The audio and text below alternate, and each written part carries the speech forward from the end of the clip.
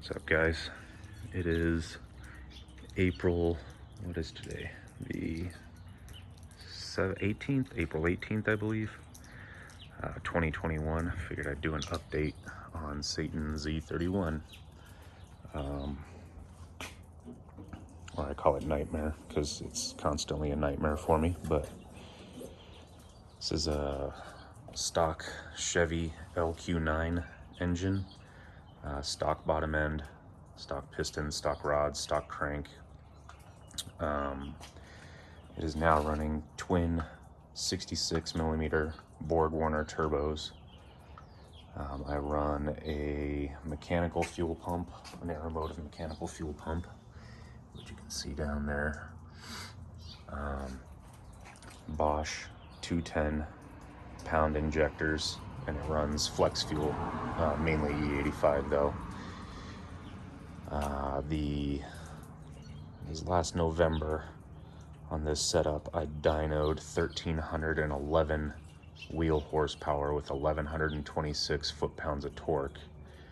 But mind you, at my altitude, the correction factor is like 1.25. So realistically, it's like 1,100 horsepower to the wheels because we have a huge correction factor up here.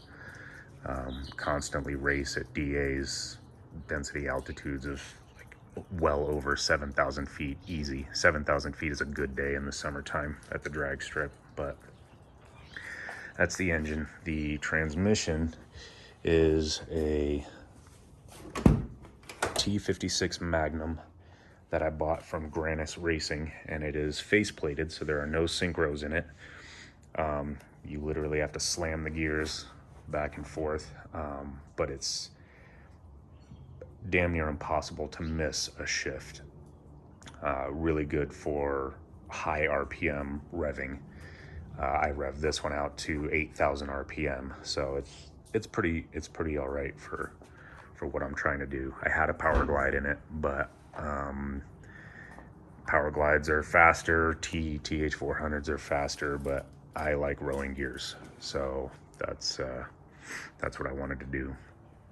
That's why I copied Granis there and got the sticker. I thought that was pretty sweet. The rear end is kind of an S13 hybrid rear end. So it's an S13 subframe, a 240SX S13.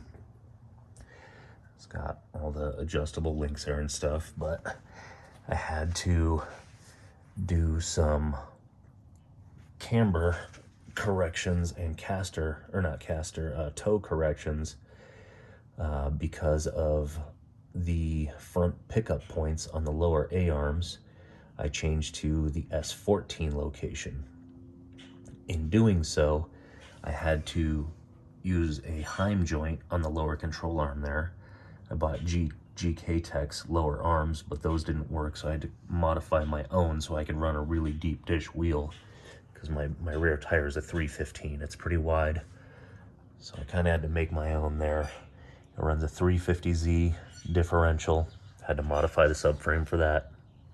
3.5 inch aluminum drive shaft with 1350 Spicer U-joints. Let's see if there's anything else really worth mentioning. As of right now, it's got a 8.5 serted roll cage, so that allows me to run 8.5 seconds in the quarter mile. I haven't been up there yet with the car making this much power. It was a 9.1 at 150 when it was making about 850 horsepower to the wheels. So if all goes well, I always like to say this, it should be in the 8s, but something always goes wrong, and that's kind of life of the garage drag racer. So, but yeah, that's pretty much the rundown. Oh, I should mention that Alex Millward helped me do the electric power steering. So I guess still gotta mount the box and stuff like that in a better location. Oh, and you can't see it, it's too dark under here, but there's an electric motor that attaches to the steering shaft, so you don't have to run hydraulic power steering, run electric power steering instead. It's actually pretty sweet, not noisy at all, and yeah, I'm super happy with it so far. I gotta go drive it around. We just got done with it last night at like 9:30, but that's pretty much the deal. Not a whole lot else to explain. I run precision wastegates and turbo smart blow off valves and 3.5-inch fender exits on the side there, on both sides. Then the wastegates dump right out of the hood. The hood pins are in the way, so it's not going to close all the way, but you can see those come up right through the hood there, and when it's closed all the way. It's just your garage built drag car. Not pro stuff, but definitely pretty capable.